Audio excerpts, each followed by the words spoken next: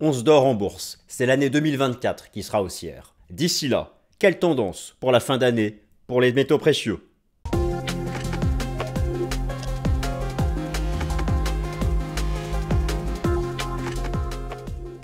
Chers amis, bienvenue, je suis ravi de vous retrouver pour la nouvelle édition du Fast and Forex. Nous sommes le mercredi 13 septembre 2023, le cours de l'or, le métronome de la formation du prix des métaux précieux en bourse. Le cours de l'or, après avoir inscrit un record historique, certes marginal, mais après avoir inscrit un nouveau record historique, le jeudi 4 mai dernier, eh bien, le cours de l'or a passé l'été à retracer, à consolider, mais une baisse du prix de l'or sous contrôle. 10% de baisse depuis le début du mois de mai dernier.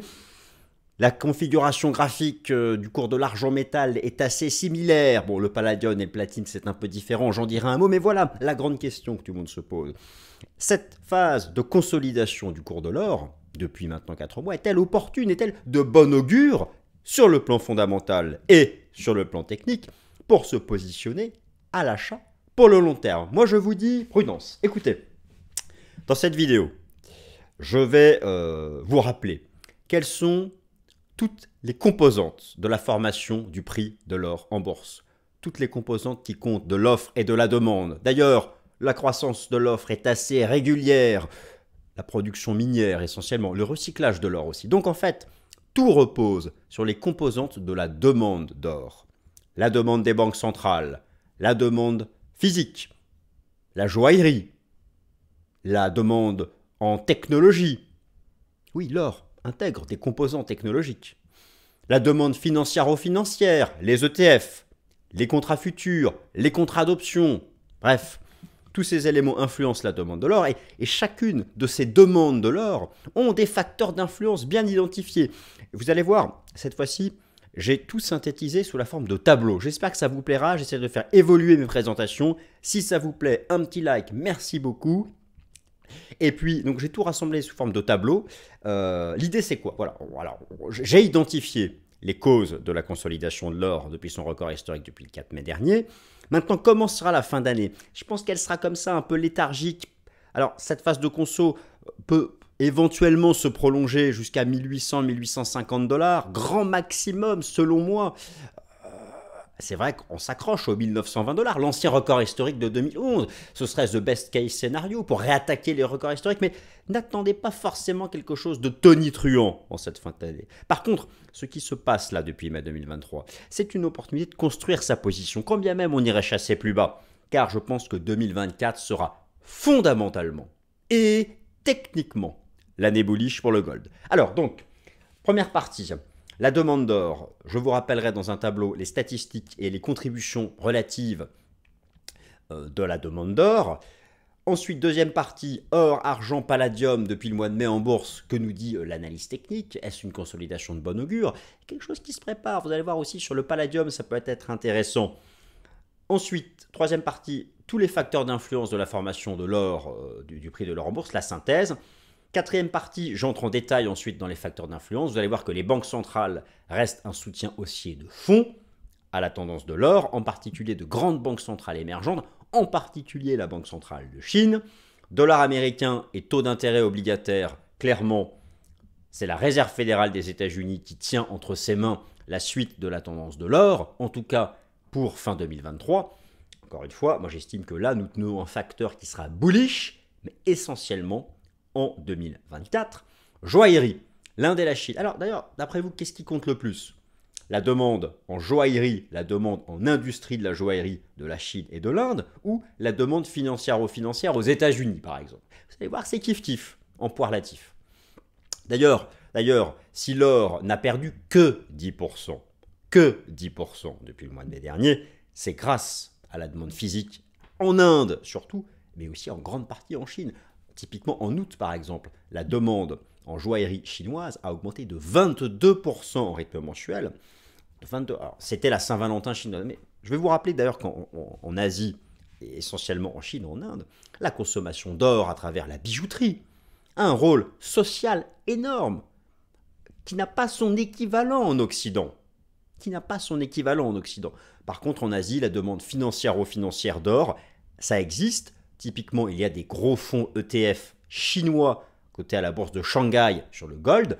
Les épargnants chinois l'utilisent un petit peu lorsque le marché action est sous pression. Mais encore une fois, ça n'a rien à voir en importance avec, par exemple, les flux ETF aux États-Unis. Donc c'est ça qui est intéressant, c'est que vraiment la partie de la demande physique d'or, et donc ce qui influence sa demande et donc sa tendance, c'est l'Asie. Et pour la partie financière, c'est vraiment les États-Unis et un peu l'Europe. Et donc tout ceci, eh bien, parfois diverge et donc neutralise le prix de l'or. Et les phases haussières massives de l'or, c'est quand vous avez une avancée à la fois de la demande financière d'or en Occident et à la fois une avancée de la demande physique d'or en Chine en numéro 1 et en Inde en numéro 2. En tout cas maintenant, ce sont quand même les deux pays les plus peuplés du monde. Et enfin, il y a une autre thématique, mais qui je pense est marginale pour la formation du prix de l'or, c'est le débat actuel sur la probabilité d'une récession en Occident.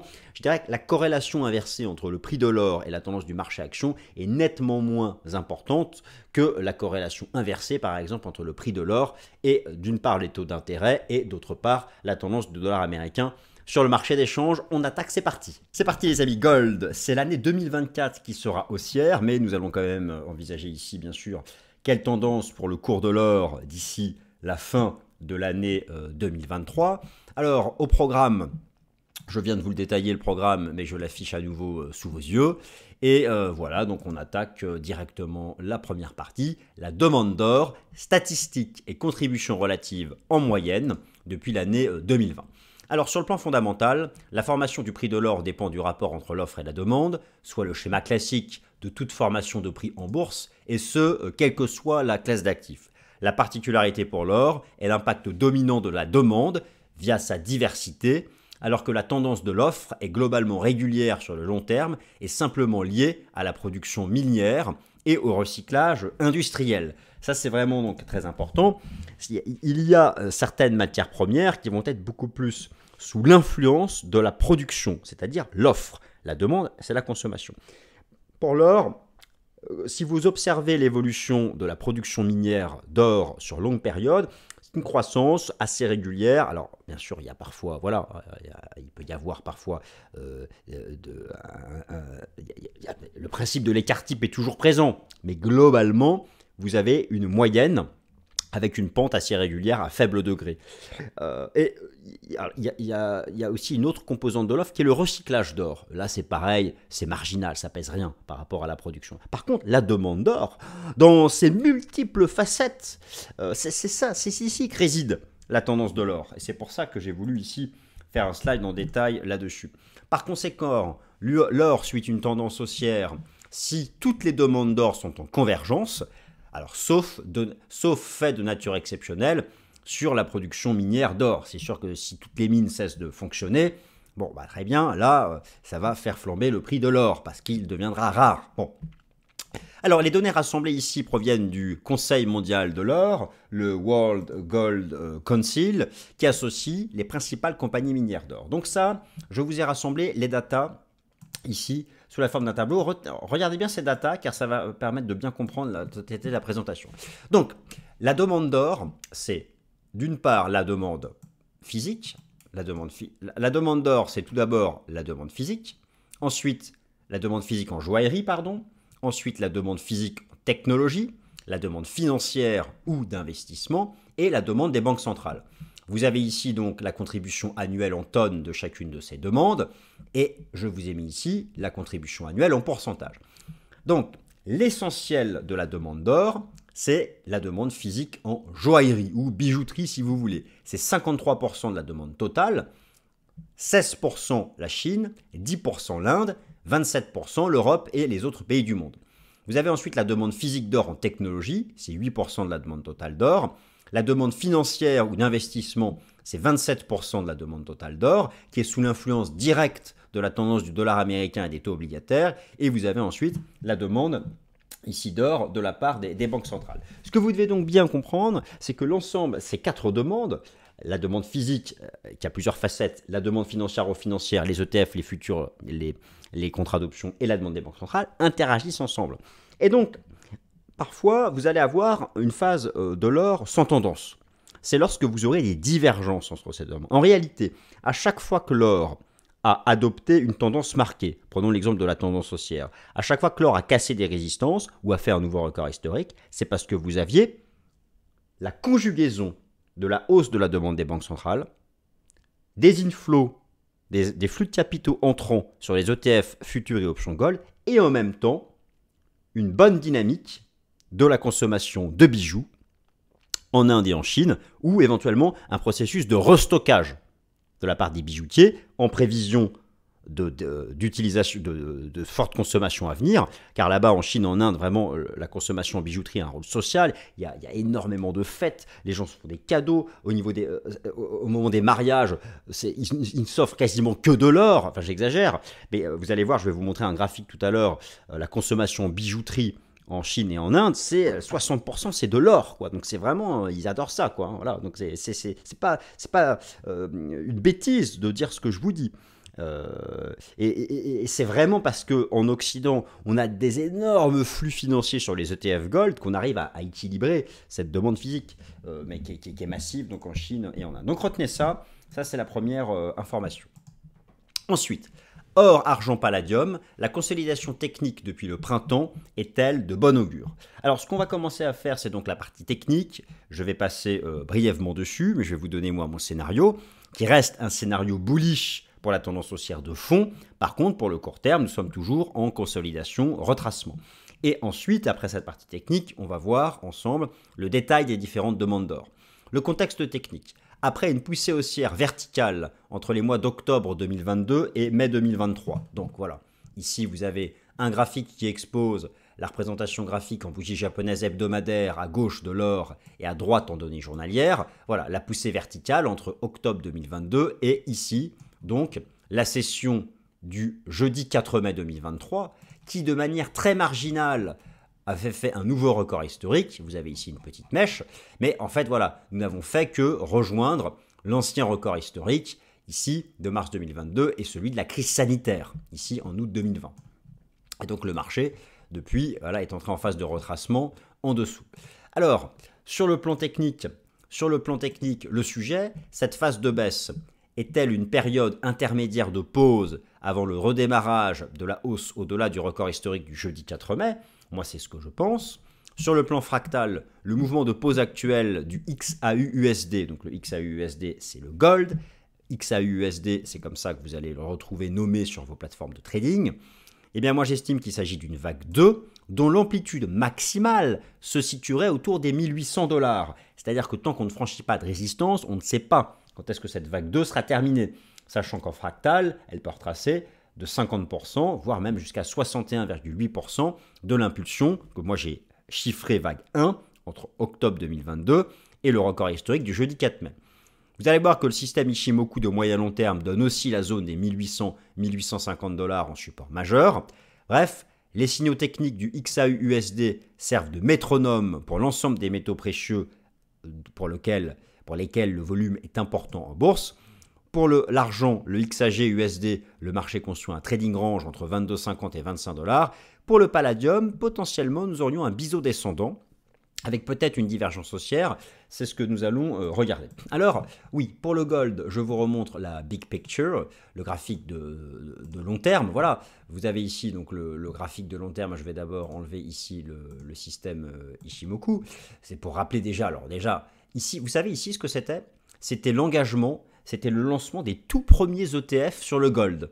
Des tout premiers ETF sur le gold de spot. Vous avez vu un peu l'impact haussier ensuite des ETF. Les ETF, rappelez-vous, c'est ce que vous retrouvez dans la demande financière d'or. Je vous l'ai retrouvé ici. La demande financière ou d'investissement qui pèse actuellement 27% de la demande totale d'or et pour lequel tout à l'heure nous allons regarder davantage de détails. Donc ici nous sommes sur le gold, nous sommes pour la vue de long terme une grande vague 1 ici en 2016, une 2, une grande 3 et nous serions ici, nous aurions fait ici une vague 4 en 3 temps et j'estime que le marché a démarré ici une grande vague 5 et qui se déploiera essentiellement en 2024. Alors, à l'intérieur de laquelle, ici en détail, voilà, donc là, potentiellement, nous aurions démarré la grande 5. La grande 1 aurait été faite ici entre octobre 2022 et mai 2023. Et nous serions ici dans cette grande vague 2. Et on sait qu'une vague 2 peut retracer jusqu'à 61,8 de retracement, ce qui donne les 1780-1800 $. D'ailleurs, je vais revenir ici sur le graphique en données mensuelles et en remettant en place le système Ishimoku. On voit que si le marché devait retracer jusque-là, il reviendrait au contact du nuage ici en données mensuelles. En données hebdomadaires, il s'agirait aussi de faire un retour sur le nuage. Donc on voit que finalement, tant que le marché ne dépasse pas de résistance, on reste dans cette vague de consolidation. Alors, est-ce que la vague 2 pourrait se terminer avant ? Pour cela, il faudrait une session de rupture haussière. Alors certains mettent en avant la possibilité ici que nous soyons dans une sorte de structure en biseau descendant. Moi, je n'y crois pas trop. Je pense vraiment qu'on est dans une structure en ABC, typique d'une vague 2. Ici, je sous-décompose la 2. Et celle-ci, donc, peut tout à fait se déployer jusqu'aux 1800 $. Et d'ailleurs, si on fait un A égale C, l'amplitude de la A au top de la B, eh bien, c'est pareil, ça nous donne les 1800 $. Alors, il est vrai que le marché essaye de s'accrocher ici aux 1920 $, qui sont ici l'ancien record historique. Bon, ce serait vraiment le meilleur des scénarios d'arriver à s'accrocher à ce support et de repartir et d'arriver à dépasser des résistances. Mais voilà, sans dépassement d'une résistance tangible comme les 1900 $, rien n'indique qu'on soit capable de s'accrocher pour de bon à ces 1920 $. Alors pour le cours de l'argent métal, écoutez, pour le cours de l'argent métal, c'est un trading range entre les 22,50 $ et les 25 $. Alors oui, on aurait ici le bas du canal, il y a le nuage hebdo, effectivement. Ici, c'est aussi, donc, cela peut être une zone d'intérêt. En tout cas, voilà, on voit parfaitement les oscillations. Donc, c'est une zone à suivre ici, qui est peut-être une zone d'intérêt pour entrer. Et puis, j'observais aussi quelque chose qui est du côté du palladium. Alors le palladium, oui, qui a vraiment été sous pression, qui a été en chute libre, ça semble vouloir se terminer par une sorte de structure en biseau descendant. Il y a une divergence haussière qui apparaît. Bon, là aussi, pour valider ça, il faudra être capable de dépasser les 1325 $. Il paraît que les stocks de palladium en Chine sont arrivés au plus bas et que le pays recommencerait donc à reconstituer ses stocks. Bon, ça c'est à suivre. Il faut surveiller la sortie de cette pattern pour avoir éventuellement un signal bullish. Alors, voilà pour le point technique de l'or. Donc moi j'estime que c'est une phase de retracement depuis le mois de mai dernier, mais qui consolide dans le sens positif la phase haussière entre octobre 2022 et mai 2023. Alors maintenant, synthèse des facteurs d'influence du prix de l'or en bourse sur tous les horizons de temps. En première partie de présentation, nous avons vu les différentes composantes de la demande d'or. Nous allons à présent passer en revue les facteurs d'influence des différentes demandes d'or et ainsi comprendre pourquoi le prix du métal jaune consolide depuis le record historique du jeudi 4 mai. Afin de déterminer la suite de la tendance pour fin 2023 et surtout 2024, un travail prospectif peut être réalisé. La demande en joaillerie chinoise et indienne peut être appréhendée via les indices PMI manufacturiers des deux pays. La demande financière, elle est sous l'influence du dollar américain et des taux d'intérêt avec une corrélation inversée et va en grande partie dépendre des anticipations de politique monétaire de la Réserve fédérale des États-Unis. Quant aux banques centrales et au cadre géopolitique international, clairement cela va rester des soutiens haussiers pour le prix de l'or. Alors je vous ai rassemblé toutes les informations dans un tableau. Dans ce tableau, vous avez plusieurs choses. Vous avez ici les facteurs d'influence du prix de l'or en bourse, qui sont en fait les facteurs d'influence des différentes demandes d'or que je vous ai listées tout à l'heure. Vous avez l'effet que cela a eu ici durant l'été 2023 et l'effet prospectif pour fin 2023, mais essentiellement 2024. Et clairement, ce qui explique la consolidation de l'or depuis le mois de mai dernier, la baisse de 10%, c'est l'effet baissier de la demande financière, car la demande financière d'or, alors qui se déploie à travers les contrats futurs et les contrats d'options, négociés en grande partie aux États-Unis, donc à la bourse de New York, ici sur le COMEX, et surtout à travers les flux ETF Gold, eh bien, ces deux composantes de la demande financière d'or sont sous l'influence directe, via une corrélation inversée, du dollar américain, des taux d'intérêt obligataires et des taux d'intérêt réels, eux-mêmes liés aux perspectives de politique monétaire de la Fed. Les banques centrales ont eu un impact haussier, le cadre global macro aussi haussier, avec le débat sur la probabilité d'une récession, et puis aussi la reprise qui est moins importante en Chine que prévu, et vous avez toujours l'impact haussier de la Chine et de l'Inde à travers la consommation en bijouterie, et le cadre géopolitique et ses multiples incertitudes qui a un effet haussier. Maintenant voilà, Moi, je pense que ces 4 composantes vont garder un effet haussier en 2024, et pour envisager que l'or reparte à la hausse, il va falloir vraiment que ce soit la demande financière en Occident qui augmente, et pour ça, il faut un renversement baissier des taux d'intérêt et du dollar américain.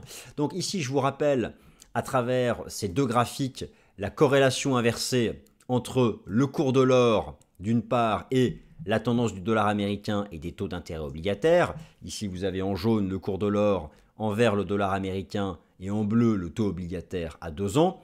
Et comme je vous l'ai déjà montré à plusieurs reprises dans le passé, toutes les phases haussières significatives de l'or sont lorsque le dollar américain et les taux obligataires baissent et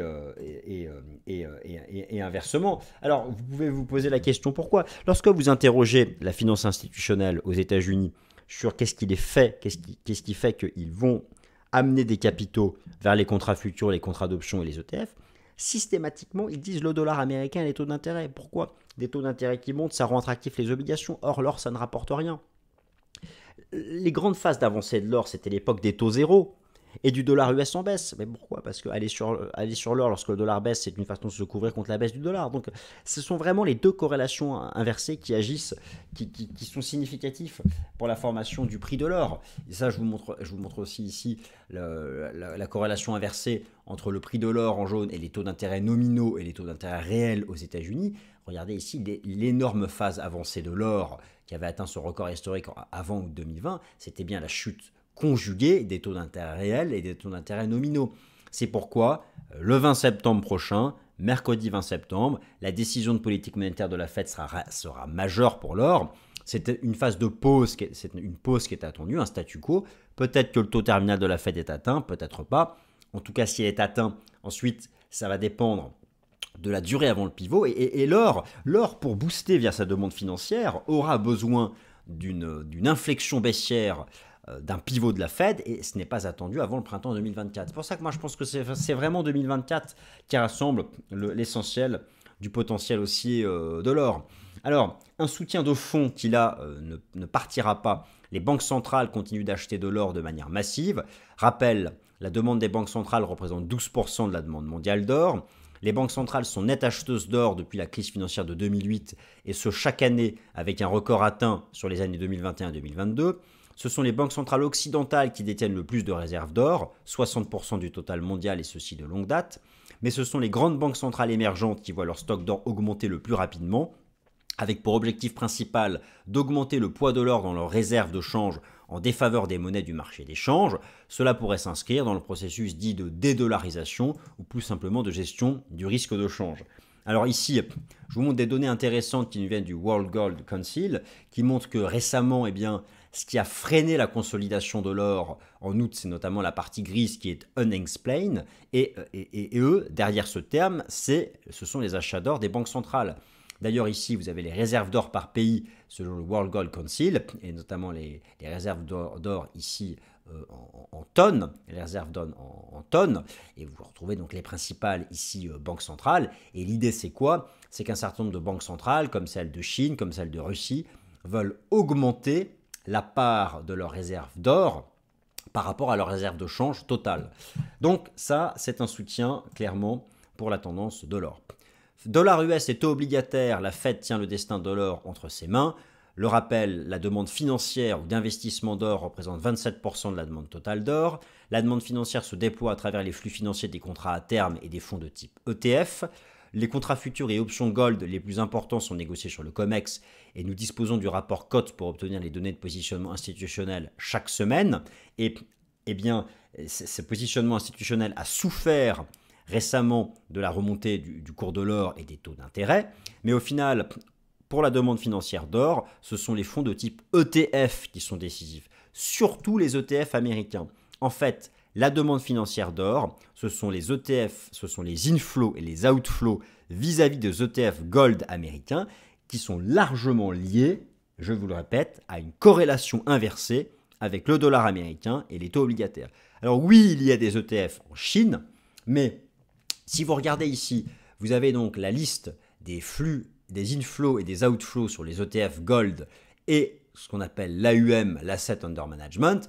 Vous regardez donc pour les États-Unis, il y a un AUM de 104 ici milliards. On est nettement au-dessus des 8 milliards de l'Asie. Donc même s'il y a eu des inflows sur les flux ETF, sur les fonds ETF chinois cet été en lien avec la baisse du marché action, en fait, seuls comptent les flux vis-à-vis ici des ETF aux États-Unis. Et regardez ici les datas du World Gold Council. Vous avez donc l'évolution des flux ETF sur des inflows et des outflows sur les ETF Gold par zone géographique, et notamment ceux des États-Unis. Eh bien, cet été, c'était donc sous zéro, c'était des outflows à cause de la tendance haussière du dollar américain face à un panier de devises. Donc en réalité, l'or terminera sa consolidation le jour où le dollar américain refluera après avoir atteint la bonne résistance. Alors est-ce que ce sera les 106 points? Ça, je vous renvoie vers ma dernière vidéo du Fast and Forex. Donc voilà, c'est tout l'enjeu de savoir quand est-ce que cette vague 2 sera terminée. Elle peut pousser jusqu'à 1008 grand max. Moi, j'estime que si on va à 1008, c'est vraiment une opportunité d'achat. Le marché n'ira peut-être pas s'il est capable de franchir avant cela une résistance, peut-être de sortir par l'eau de cette compression, mais moi, je ne suis pas sûr que la vague C soit terminée. Je pense qu'elle peut se déployer ici encore plus bas. Donc, bien sûr, il y a un soutien de fond qui est la demande en joaillerie en provenance d'Inde et de Chine. Et ça, c'est quelque chose qui, je pense, devrait durer. Rappel, la demande physique de gold représente 53% de la demande totale de métal jaune via l'industrie de la joaillerie. La Chine et l'Inde représentent 26% de la demande totale de gold. Donc ça, c'est important. La consommation en bijouterie étant massive et croissante dans les deux pays les plus peuplés du monde, la consommation en bijouterie a une fonction culturelle et sociale dans ces deux pays, à un degré qui n'existe dans aucun pays occidental. En Chine, la demande de gros d'or a augmenté de 22% au mois d'août du simple fait de la Saint-Valentin chinoise et de nombreux salons de bijouterie sont attendus en Chine en septembre et en octobre, ce qui devrait booster la demande. D'ailleurs, le cours de l'or à Shanghai est proche de son record historique. Et enfin, retenez une chose, la politique monétaire de la Banque centrale de Chine, elle est archi accommodante et ça va finir aussi par rebooster la demande. Et là, je vous montre ici les datas, des données hyper intéressantes sur le rôle social de la consommation de bijouterie en Chine. On peut voir notamment l'importance des mariages, des cadeaux entre amis, des coupes, des cadeaux à la famille. C'est monstrueux. Et regardez les anticipations de croissance économique en Chine et en Inde comparé à la faiblesse des anticipations de croissance économique aux États-Unis et au sein de la zone euro. Regardez un peu la solidité des PMI, des indices PMI en Chine. Alors, en Inde, alors en Chine c'est un peu décevant, mais on peut compter sur la politique monétaire ultra accommodante de la Banque centrale de Chine pour relancer tout ça. D'ailleurs, c'est intéressant de noter que si vous regardez, je vais vous montrer la cotation de l'or ici à la bourse de Shanghai, la cotation de l'or à la bourse de Shanghai, qui est revenue sur ses records historiques, et donc on voit bien tout à fait le boost de cette consommation sociale et culturelle d'or en Chine, qui vient équilibrer la baisse de la demande financière occidentale, qui est en grande partie liée à ce fort rebond récent du dollar américain face à un panier de devises. Et là, encore une fois, tout va dépendre de la décision de politique monétaire de la Fed le mercredi 20 septembre prochain. Alors, il y a enfin, effectivement, le débat sur la probabilité d'une récession en Occident qui compte, mais si vous voulez, la corrélation inversée entre l'or et le marché action n'est pas aussi nette que la corrélation inversée décisive avec le dollar américain et les taux d'intérêt, comme je vous l'ai expliqué, c'est la source de la formation de la demande financière d'or. Et il est vrai que récemment, on peut trouver ça surprenant, mais ça, je vous renvoie vers les vidéos Top Gun que j'ai réalisées récemment. Il semblerait que la probabilité d'une récession en Occident ait été revue en baisse, en tout cas pour les États-Unis. Mais voilà, clairement, cela sera lié à l'impact qu'auront les nouveaux taux d'intérêt lorsque toutes les entreprises vont devoir se refinancer. Et donc au final écoutez, sur l'or et l'argent, dites-vous bien une chose. L'or, là, dans sa consolidation, ça peut se déployer davantage. La fin de la consolidation de l'or, et sa capacité à faire un nouveau record historique, que moi je vois en 2024, eh bien, c'est lorsque vous aurez une avancée conjuguée de la demande en bijouterie en Chine et en Inde, et surtout un vrai rebond de la demande financière d'or en Occident, essentiellement à travers les flux ETF états-uniens, eux qui sont directement liés à leur corrélation inversée avec le dollar américain et les taux d'intérêt obligataires, eux-mêmes liés aux perspectives de politique monétaire de la Réserve fédérale des États-Unis. Voilà, j'espère que cette vidéo sur le gold vous a plu. Merci à toutes et à tous et à la semaine prochaine. Salut!